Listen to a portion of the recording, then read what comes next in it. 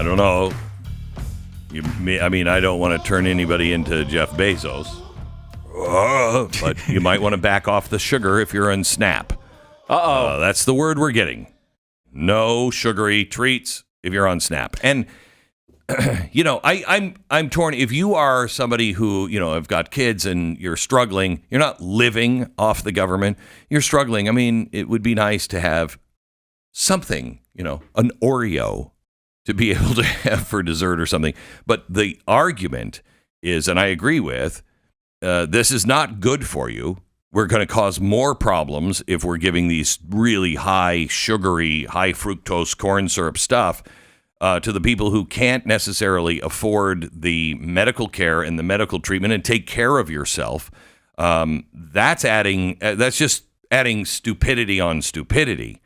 But Stu and I are big fans of Benjamin Franklin and how he looked at poverty. Yeah, here it is. I am for doing good for the poor, but I think the best way of doing good to the poor is not making them easy in poverty, but by leading or driving them out of it. I observed that the more public provisions were made for the poor, the less they provided for themselves and, of course, became poorer. And on the contrary, the less that was done for them, the more they did for themselves and became richer. I am a big believer in that philosophy. Me too. And that's a big... I'm kind of like this with almost all government programs. They should not give you some utopian life. They should be something that you hate. You should despise the fact you have to stay on these programs, and you should always desire to get off of them as soon as possible. And this goes when it comes to the SNAP benefits discussion. It's not for me at least, it's not really about whether it's healthy or not. I mean, I have a big place in my heart for your argument on that it's going to lead to a bunch of health expenses later on in life. And I think that's a real consideration. But it's not really that for me as much as it's like, it shouldn't be things that are like luxury items. You should never get a luxury item from the government. And Oreos, as much as I love them, and they feel like it's part of just my day-to-day necessity to live. It's the left-hand side of my food pyramid. Right, yes. I mean, all the way to the top, to the bottom. It's the left-hand side of that pyramid. Some would say maybe not the best decision, but I'm with you on that. Yeah. That should not mean that the government provides those things for you. I'd rather go back to government cheese. They're delivering government cheese, government milk. They produce it. It sucks. You hate it. And you never want to eat it. That's what I want. Do I want, if you're going to have a program like this, the idea is to not make it a lifestyle. It might be something to get people through a really difficult situation. Yes. By the way, that is temporary. It's supposed to be temporary. A temporary situation where you're struggling and you help ends meet. But that means you're alive. That doesn't mean you're having the latest Mountain Dew flavor. That's not what the number one thing purchased with SNAP benefits is soda. And I am the biggest soda advocate you will ever find. Oh, yeah. I constantly You're 98% soda. Yes. I am, if anything, there was this story about conservative influencers perhaps getting payments to post on behalf of Big Soda, which was really frustrating and awful because I didn't get an offer. I should be the number one guy they go to. I'm a little upset about that too. Yeah, where's my Big Soda cash? Right. I want it. You can pay me directly in aspartame. I'm fine with it. Deliver bags of aspartame to my front door. Honey, why is there a truckload of aspartame? Hold on, I need to post on X. So I from that perspective, I think there's a big hole here for considering what we do with these programs and how we consider the relationship with the government and people who are on them.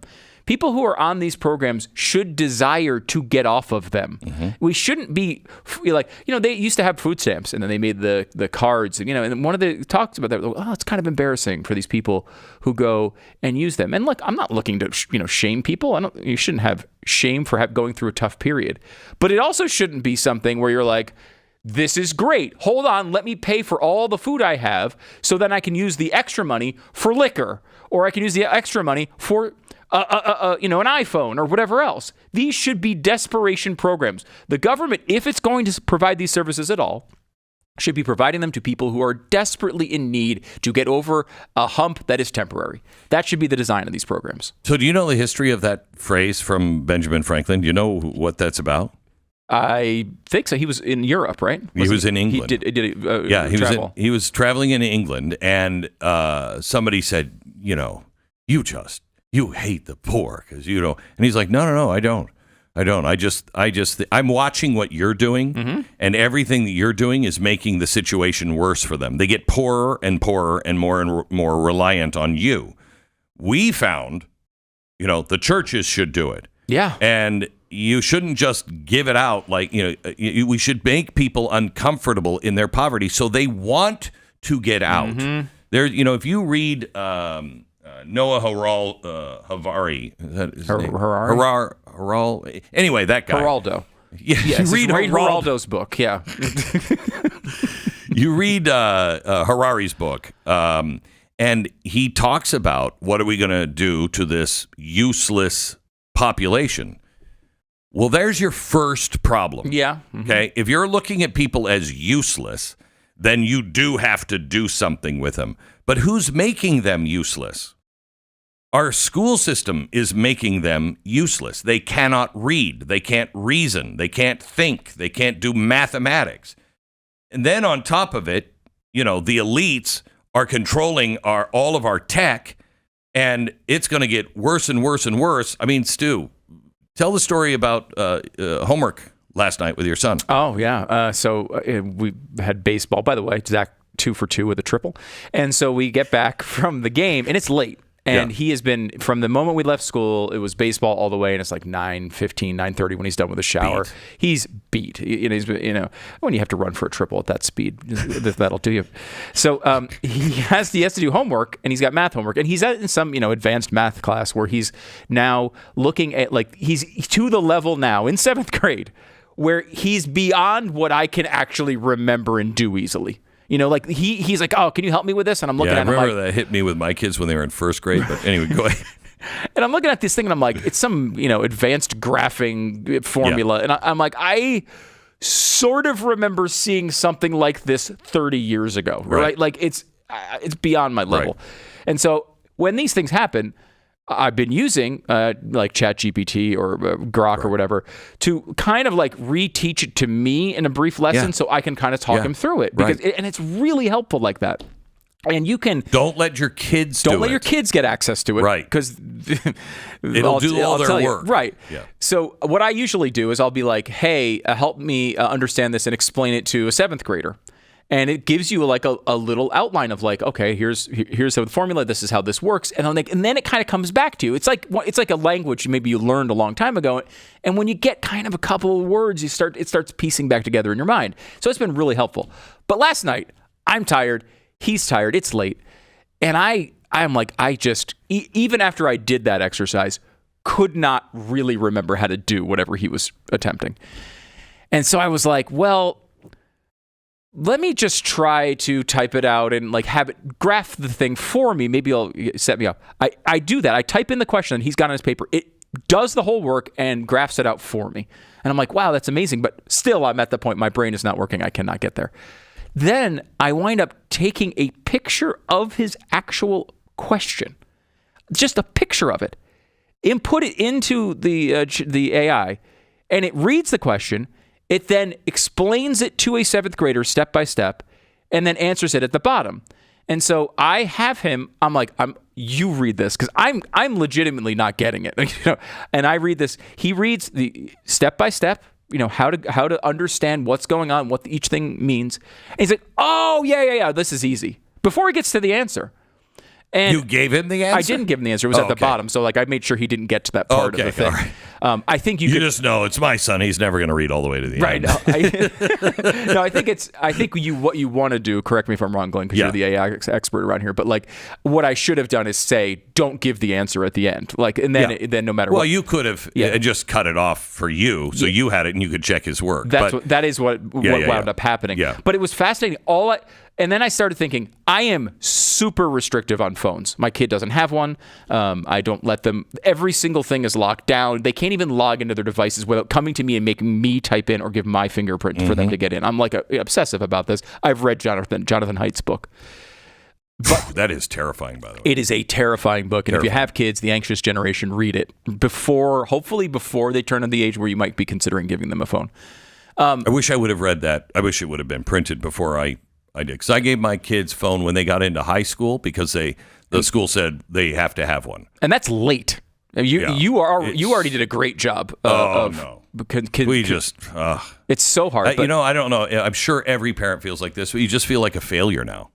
Because everything is so overwhelming and you've never dealt with any of this stuff. It's not like our parents. I mean, kids hadn't changed that much. Life hadn't changed that much from the 60s, to the 80s.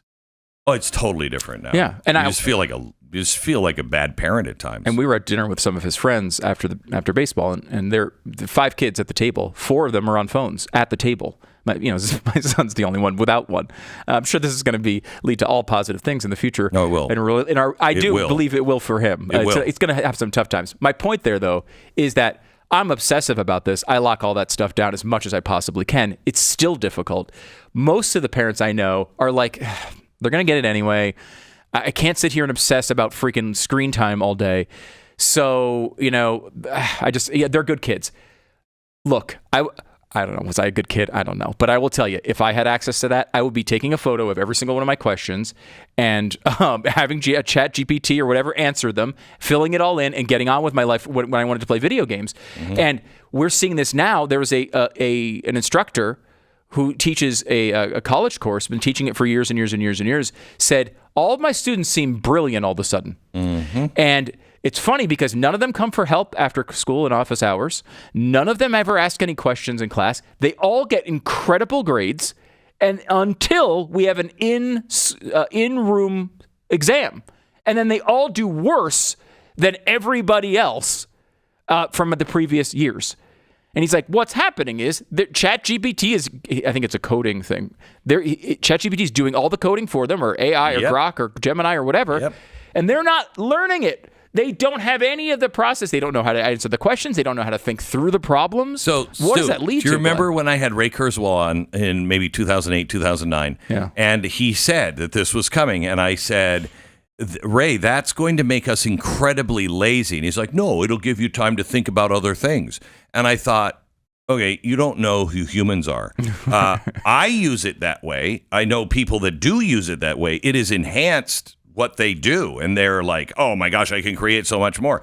Most people are not like that. That's a spirit of the entrepreneur that is like that. That's the discoverer in some people. Most people are like, I just want to get by. I just want to get by, and then I just want to do my thing, for a few hours every day and just be left alone. Those are the ones that are going to be left way behind because they'll use it to complete their work and not to help them learn or think.